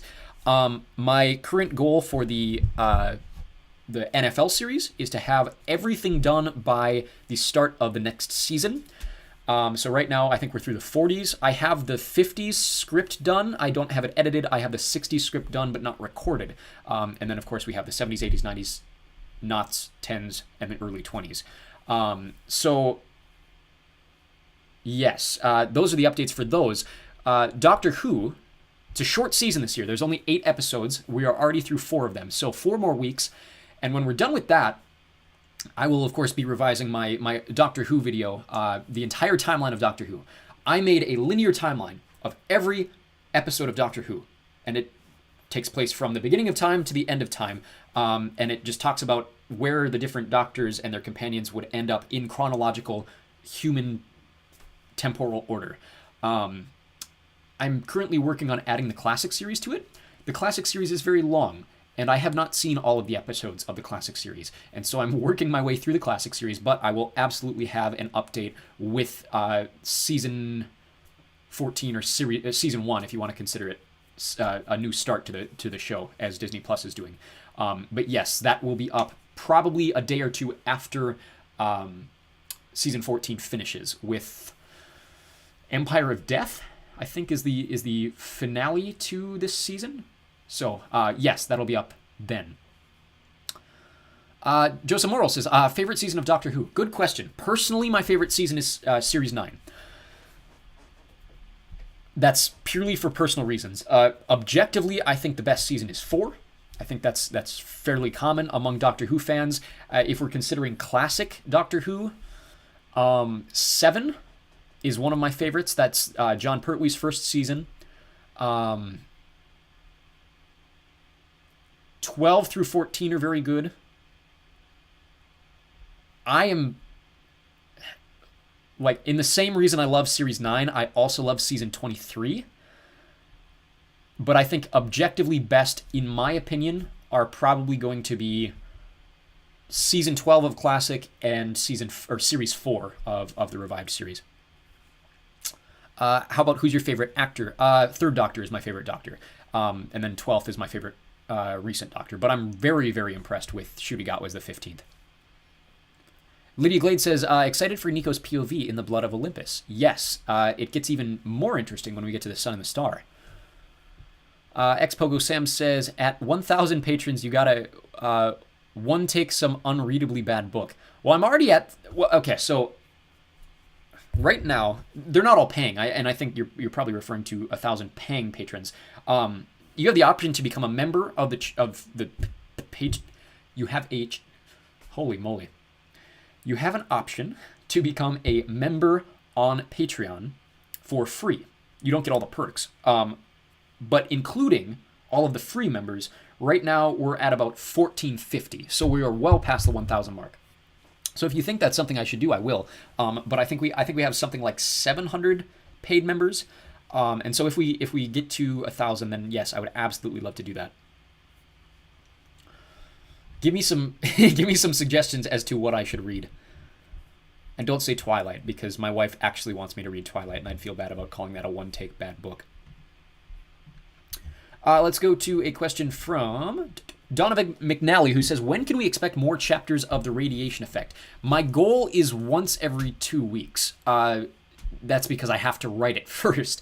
And those of you who are writers, whether it be with novels, with books, with essays, with scripts, that sort of thing, you know that you can encounter pretty significant periods of writer's block, which was the case for me between December and February. Right now I'm on a pretty hot streak, but that's because we're in part of the book that is very easy to write. There's a lot of plot progression going forward. So I'm hoping to have the 11 video out for patrons sometime in the next week or two. Xpogo Sam says, I was going to say Twilight. Yes. No. It would have to be worse than Twilight. I'm sorry. For my wife's sake. Ethan Govern says, I've been reading through The Radiation Effect and have to say I'm loving how engaging the atmosphere is without being too heavy-handed with exposition. Well, thank you. That's something I am trying to be very, very conscious of, is not being too heavy-handed with exposition. I love that each character seems to be hiding something from everybody else. Before I continue, I stole that from George R.R. Martin, the author of Game of Thrones. That's something he does when he writes, is every character he introduces, he gives them a secret. And whether or not he writes about that secret is not always the case, but he always has that in the back of his pocket, just if he needs some kind of progression or motivation for each character. Question is, are you going to reveal all of their secrets over the course of the story, or will you keep some hidden to keep the audience speculating at what they are? Good question. Very good question. So part of why right now it's so easy for me to write is because this is the part of the first book where the first set of those secrets are being revealed. So chapter 10 is currently available on Patreon, and chapter 10 ends with two major reveals. So the kind of it's been coming reveal of what Liz's backstory is and why she is in the position she is in the United States. And then there's a major reveal that just Emma blurts out at the end of chapter 10. And so those two things kind of set up the next third of the book. So we're done with kind of the first third, and the next third is the repercussions from that leading into the final act of the story. There are secrets that won't be revealed in the first book, but will probably be revealed in the second book, and so on and so forth. And then, yes, there are some questions. Margot's backstory, I don't think I ever want to reveal in its entirety. I want people to speculate on it, because I think her story is more tied into what it does for her personally than it does in actually revealing something to other characters. I think her not being able to reveal it to other characters is something that will motivate her and her relationships with other people. And so I think keeping that a secret, maybe if I ever become a published author and do panels, that's something that maybe I could reveal at a panel or something. But yeah, very good question. Very good question. Oh gosh. Xpogo Sam says, could you do a censored 50 Shades of Grey? Oh, no, probably not. It would probably have to be appropriate. Yeah, that's great shout, but like, I don't know if I'd be comfortable doing that on the channel. Joseph Morrill says, I think I mentioned this lady this last time, but I think you should try and read the Discworld series. I don't know that you mentioned that. I'll look into that. Sure. Xpogo Sam says, can you give a brief synopsis of each of your characters' effects? There's one character whose effect hasn't been discussed yet, right? Yes. So if you're not to chapter 10 yet, I won't reveal what happens. But the one character who is hiding something. I'm trying to figure out your question. Because every character's effect is public at the start of the book. But there's something that happens with Emma that I won't reveal. But Emma's effect that we know about in the book is she can throw things perfectly. She has perfect accuracy. So we start the book at the bowling alley, and she basically is about to bowl a perfect game, and then she says, screw you guys, I'm not going to show off, and then screws up her own game. So Emma's is perfect accuracy. Johnny has a perfect memory. Johnny had a seizure when he was 12. And since the seizure, he remembers everything. And so he has an eidetic memory. Jordan, his brother, is blind in one eye. And because of that, he basically has echolocation. So he can see things through his hands and feet. He can see everything. It would be similar to, if you know The Dark Knight, the final act of The Dark Knight, where Batman is able to see everything through kind of the sonar. That's the way that Jordan sees the world, is he's able to look around him in all different directions by feeling vibrations and things. Kent has super speed. It's not super speed that you'd think of in terms of like The Boys or in terms of Quicksilver or anything like that. It's just he could run a mile in 2 minutes. Like, he's significantly faster than everybody else, but it's not overpowered to the point that it's stupid, if that makes any sense. And then Liz has the ability to shoot little balls of plasma out of her fingers. And then Margot. Margot has the ability to... her fingernails are metal, which is weird. I don't know why I did that. But she has the ability to grow her fingernails really, really fast and then retract them. And it's kind of like Wolverine, but not... I don't know.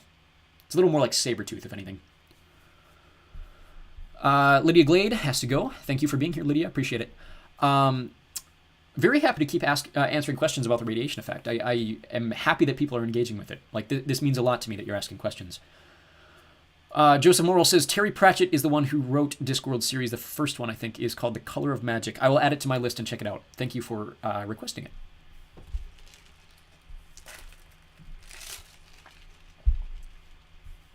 Based Clancy says, what did you think of the new 21 Pilots album? I'll tell you what, I was not expecting a punk album from 21 Pilots. 21 Pilots does this thing.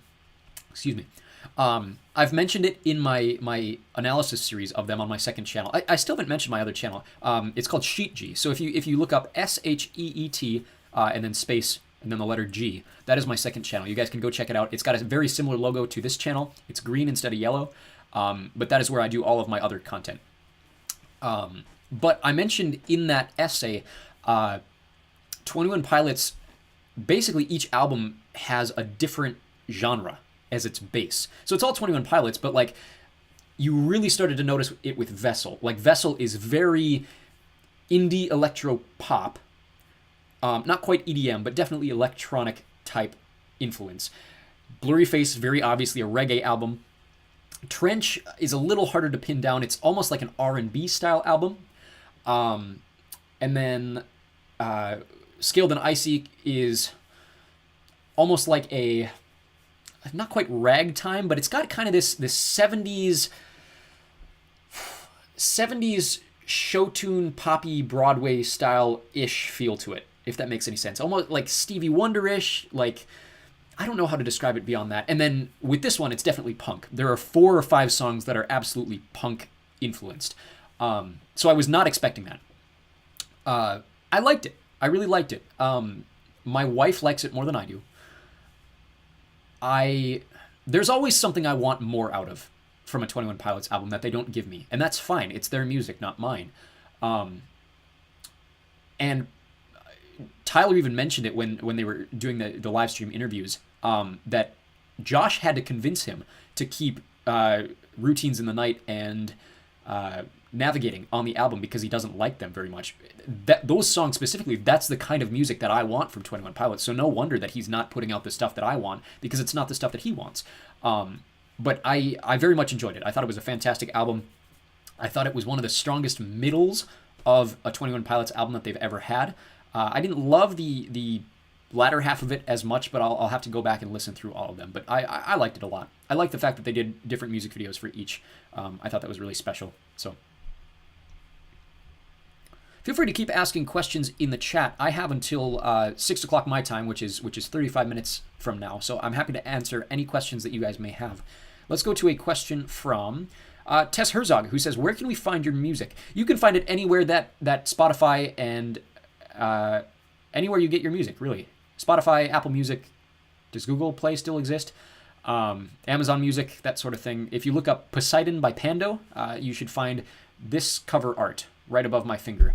And that is my band right there and all of our related stuff to it. So there is a link to the Spotify down below. I don't have a link to the Apple Music specifically on here. Question from Julius Caesar Pants, cool name, who says, "Radiation. When the Radiation Effect is finished, how are you planning to publish it, and do you have plans to make more?" Good question. I have been in contact with a few different publishing sites who I'm not entirely sure. What I would like to have happen is get a deal.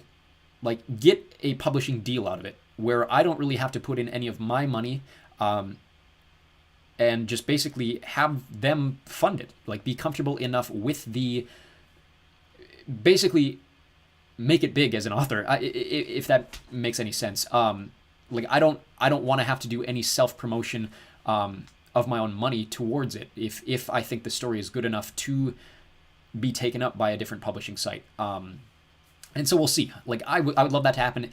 Worst comes to worst, I self-publish it and then advertise it through the channel, and then you guys spread the word, which I'm certainly comfortable with.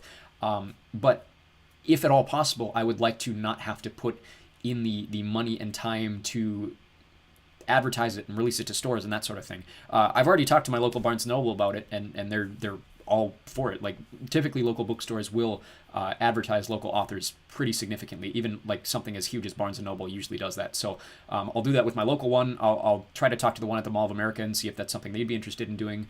But yeah, I'm interested to see what it'll be when I talk to just kind of different sources once I have a finished product.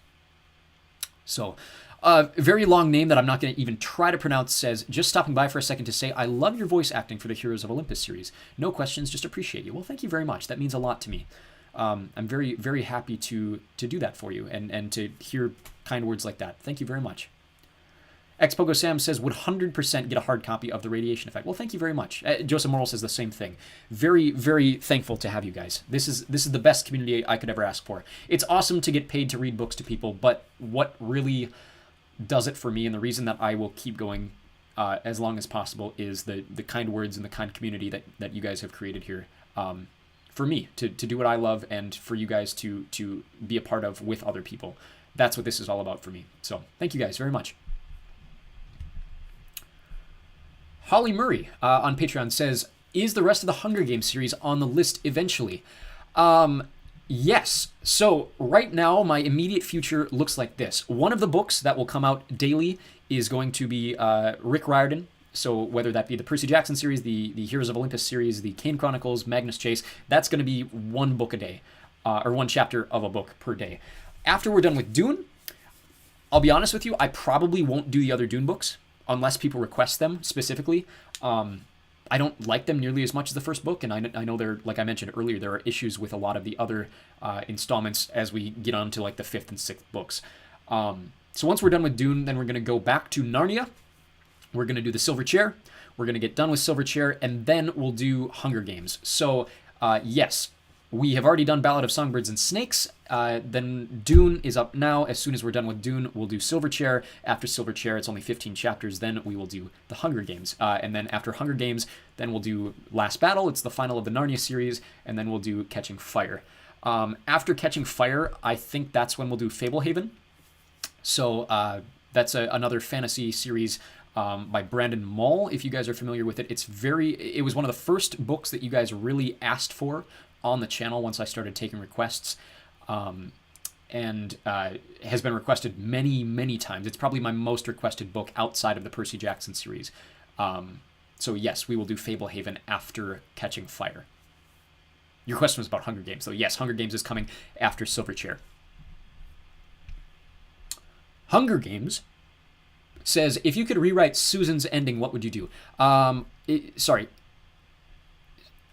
Suzanne. Yeah, Suzanne Collins.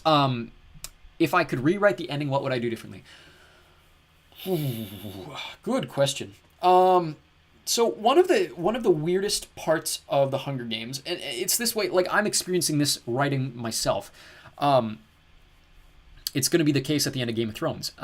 One thing that happens with political thrillers and political upheaval novels is the system that replaces what was in place is not always good, if that makes any sense. And that's the case with the Hunger Games, is we get so close to falling back into what the Capitol was, just now under the leadership of somebody else.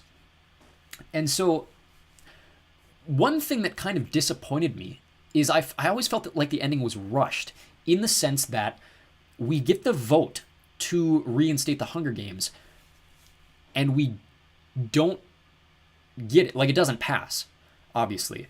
But at the same time, then, there's just kind of this ambiguity of peace.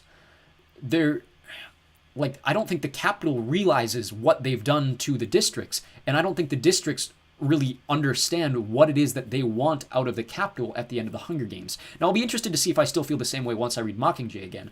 But I would say that with the story that is provided, I almost want to say that it would be completed better if they did reinstate the Hunger Games on behalf of the Capitol's children, and then another generation passes where the districts are in charge of the Capitol. And then finally, by the end of that, then we get another Capitol uprising, and that's when they finally have to come to peace. I just feel like there wasn't quite enough development in the 2 years between Hunger Games and Mockingjay where the world would be at peace, if that makes any sense. I feel like it just needed a little more time to flesh out. It was very, very instantaneous to me. And so that's my expectation, or that's what I would have changed. Joseph says, I don't remember where it is, but when is the Sherlock stuff happens in this timeline? Clarify your question, Joseph. I'm not quite sure what you're asking. Where does the Sherlock stuff happen in this timeline? What are you referring to? Are you asking, like, when does Sherlock take place, or am I missing something completely?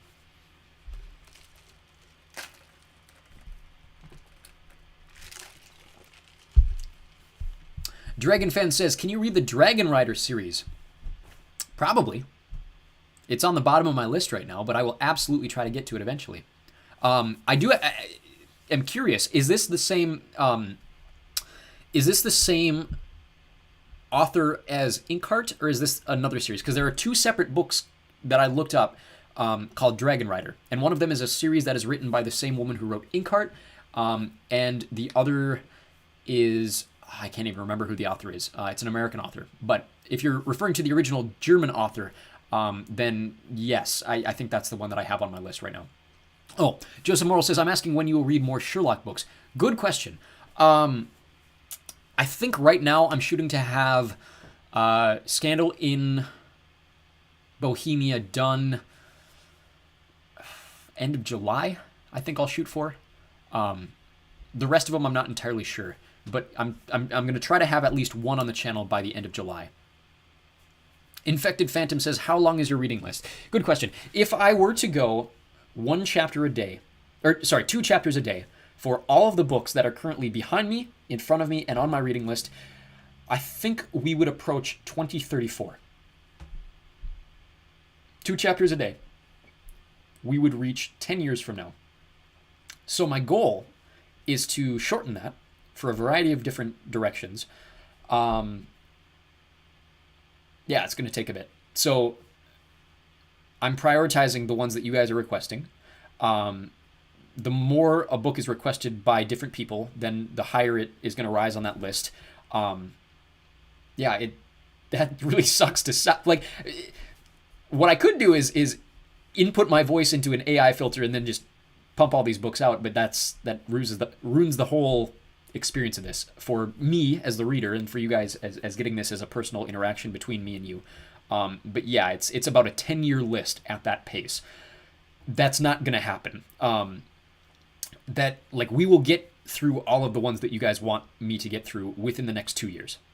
I'm confident in getting through all of the ones that you guys are commonly requesting. Everything we can get through in the next 2 years, I think. But you guys do have to be patient, which sucks. I know it sucks. It sucks for me too. I wish I had more time to do this. But like I said earlier in this live stream, like I have a full-time job. I have a part-time job outside of this as well. And then I have a wife and child that I need to spend time with. So yes, it sucks. You guys are always welcome to go look for other readers if I'm not getting to the stuff that you want me to read in time. Like I'm not offended by that. I do get bothered when people kind of like promote their own audiobook channels under my stuff. That kind of pisses me off. But like I'm very happy to send you. There are Game of Thrones readers that I will absolutely send you to. There are other Percy Jackson readers who have done Trials of Apollo that I will send you to. But yeah, if you guys want me to do the stuff that I'm doing, I will try to keep the pace up as much as I can. But yeah, it could be very significantly into the future. Now, granted, one chapter could mean a lot of things. It could mean a 5-minute chapter. It could mean a 45-minute chapter. So doing the math that I've done, that is how far out that would take us. But at the same time, I could get a 10 chapter page book out a day if I had the time to do so. So that's kind of the long short answer to that. It sounds really bad, but yes. A few more questions that I have pre-prepared. Feel free to keep asking stuff in the chat. I can hang out as long as you guys need me to. This one comes from Bribkin, or BR Ibkin, who says, I really enjoyed Narnia and was wondering if you could do the last 3 books. Yes. So right now the first 4 are up on the channel for everybody. Voyage of the Dawn Treader is up on Patreon and is also available for members, I believe, in its entirety. Members, different story, ignore members. But up on Patreon if you guys want that. It should be starting on the channel in June. We should be done before the end of June. And then the final 2 will come out sometime before the end of the year. So like I said, after we're done with Dune, then we're going to move on to Silver Chair. And then after we do Silver Chair, we'll do Hunger Games. After Hunger Games, we'll do The Last Battle. And then all of Narnia will be up on the channel. Xpogo Sam says, yeesh, can you imagine... I keep clicking a mouse to my right, sorry. Can you imagine AI voice audiobooks? I'd jump off a cliff if I saw a TikTok voice rendition of Harry Potter. They exist. They are excessive. I have come across channels who have used my own recordings, have taken the audio from them, and put them into an AI filter to be read through a different voice. But it is very obviously my own recording. And the reason I say that is they forgot to crop out the part where I say read by Ty Farnsworth. And I'm like, so you just stole my recording and put it through an AI filter? Why? But yeah. So anyways, they exist. They are everywhere. You can find them very easily. And so that's part of why I do what I do. Is my job is to give life to the voices that don't exist. That sounds really pretentious again. I apologize. But yeah, my job as an audiobook reader is to give you a performance of this that you guys can engage with better than even just like people complain about the reader of the official Percy Jackson books all the time. So my job is to be more entertaining than him, if that makes any sense.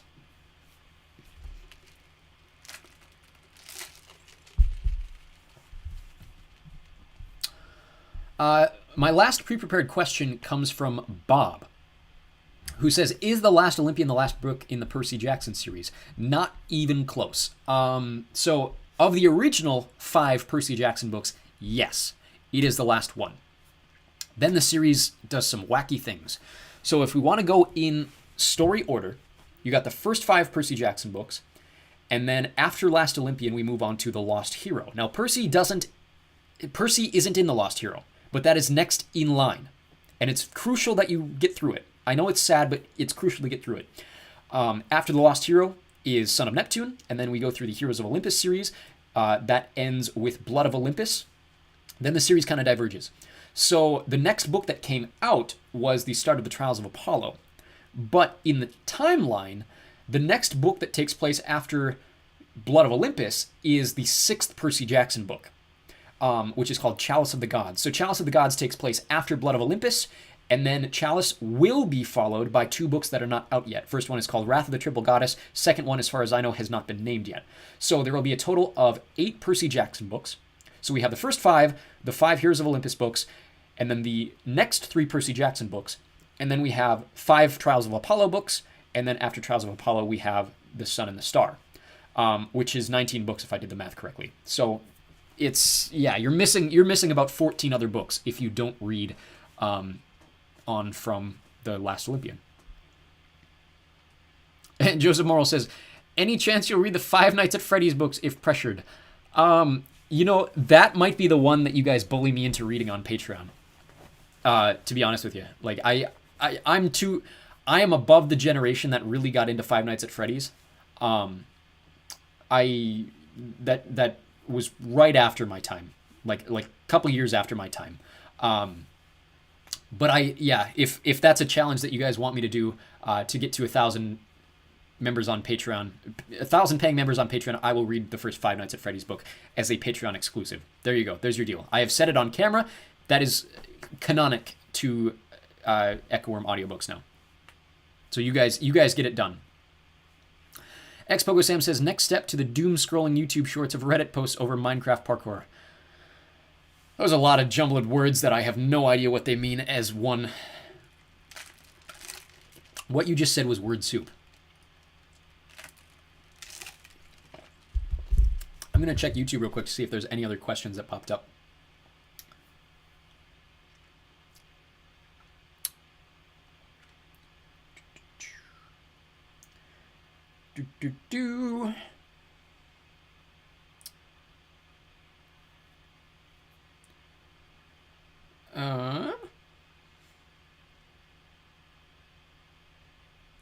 Looks like no new questions on the channel. If you guys have them, feel free to ask in the chat. I will hang out here for another 20 minutes if you guys want me to.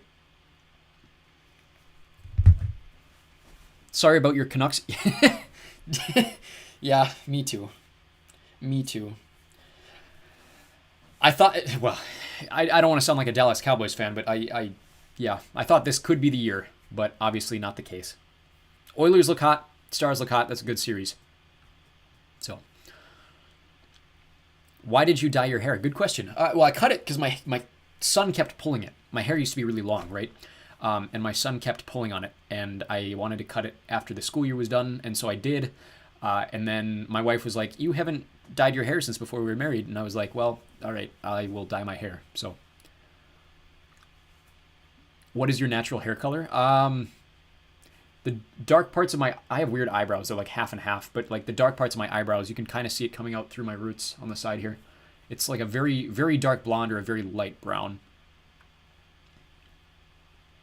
What was your favorite song from the new 21 Pilots album? Routines in the Night, probably. I really liked what's it called? The Craving. I really liked Jenna's version of The Craving. But when it comes to like stuff that my personal style of music that I really enjoy, it's got to be Routines in the Night. Joseph Morrill says, Warhammer 40k has a couple of books that if we get through the current list, you could also read. They are graphic. I'm probably going to say no to Warhammer, to be honest with you. Just for the sake of, like, I want you guys to get a performance that doesn't feel phoned in. And I feel like the more we get into stuff that I personally would not read in my own time, it's going to feel like you guys are going to feel me being bored with it, if that makes any sense. And I really don't know that I would get into a Warhammer novel. The ones that maybe I could do on the basis of video games are the Halo Reach novels. I've never read them, but I've been told they're fantastic, and I've been told that their story arcs are stuff that would interest me. And so that is something that I might consider if people are really interested in that. Who's your favorite character in Game of Thrones? Well, okay, so like total A Song of Ice and Fire, my favorite character of all time is probably, man, Strong Bell. No, that's a really good question. The one I enjoy reading the most is Cersei. Like genuinely, I love her POVs. Tyrion is the obvious answer. Yeah, that's a good question. Probably Cersei, to be honest with you. Cersei is just so much fun to read. Joseph Morrill says the Halo novels are actually really good. The first ones are a bit slow but get better. Like I said, I've never read them, so I'll have to check them out. But I've heard very, very solid things from the Halo novels. What's your favorite song on each 21 Pilots album? Oh boy. Okay. Self-titled. Kara Torch of Death is a very, very weird take, but I think Kara Torch of Death is probably my favorite from Self-Titled. I really like March to the Sea, but I think it's got to be, for me, for personal reasons, it's Kara Torch of Death. Regional at best on its own, probably Forest. Together, between the two, Ode to Sleep. And then Vessel on its own, Screen.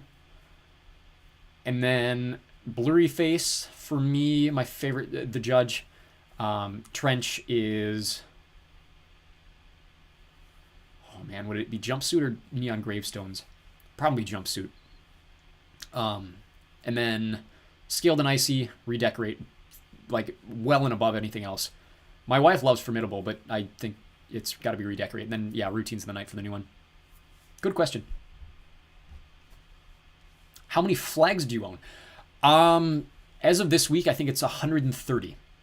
Full size. That's not including my little ones that you see behind me. So for those of you that aren't aware, I have a flag collection.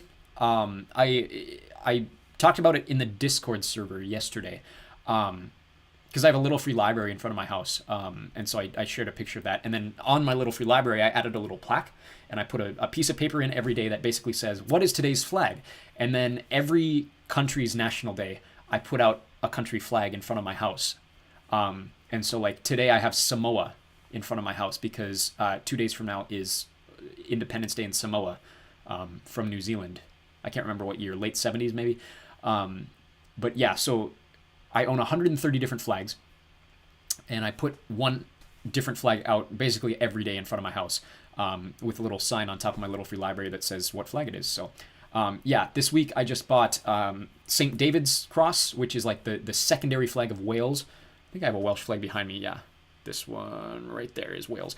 But I bought like the secondary flag of Wales. I bought a bunch of English counties. So I got like Cornwall, Devon, Dorset, that sort of thing. But then I basically have every major country outside of South America and Africa, and not including the ones that the U.S. has like active political tension with, if that makes any sense. My wife said I'm not allowed to do that. It would probably get me put on a watch list. Oh boy. Joseph Morrill says, how many books do you have physically? How many? Well over 1,000.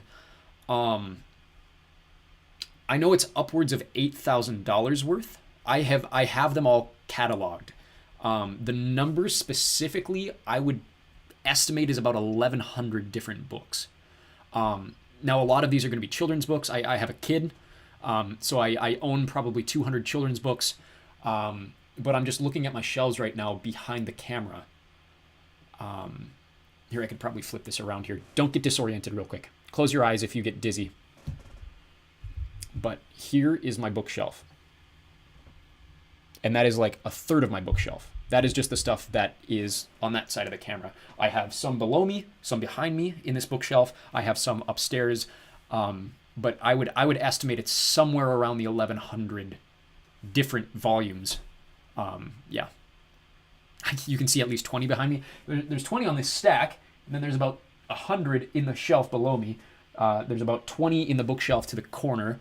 Yeah, quite a few. But looks like there's only 2 people in the chat. So if you guys have more questions, I'm very happy to answer it.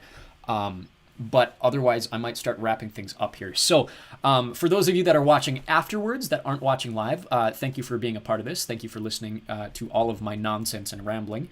A few things that I wanted to point out. So we talked about Patreon. For as little as $3 a month, you get content well in advance of the channel. Dune probably won't be up on the channel until late July. It is currently a third of the way through on Patreon.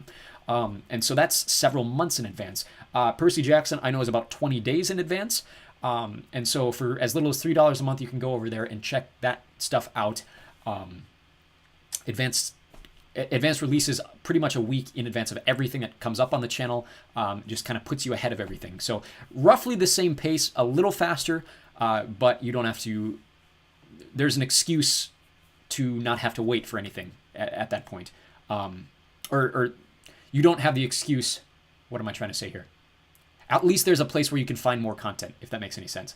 So that's Patreon. There's a Discord server. There's a link below that you can join. We talk about all sorts of stuff. Really solid community over there. A lot of the people, Joseph specifically, is over there on Discord. And yeah, we just, I have a blast on Discord. So talk about all the properties that we discuss on the channel. What else am I missing? There's merch. If you guys want merch. My most famous blunder that I've ever said in a recording and kept is available on a shirt if you click the link below that says merch. Just a couple more things from Joseph. Says, looks right out of a local library. Man's house is a small library. Tell me about it. When I move, it's going to be a mess. No more questions. Just want to ask on stream. Just probably ask the one question I have that's a bit personal concerning all the books. I'll do it via Patreon. Absolutely. You are more than welcome to do so. I'm happy answering a lot of questions on on camera, but I am probably more comfortable doing it off camera as well. So if you guys have those kind of questions or personal questions or just things you want to talk about, you're more than welcome to do so on Discord or on Patreon. That being said, thank you very much. Stay tuned for more content, and we will hope to see you very, very soon.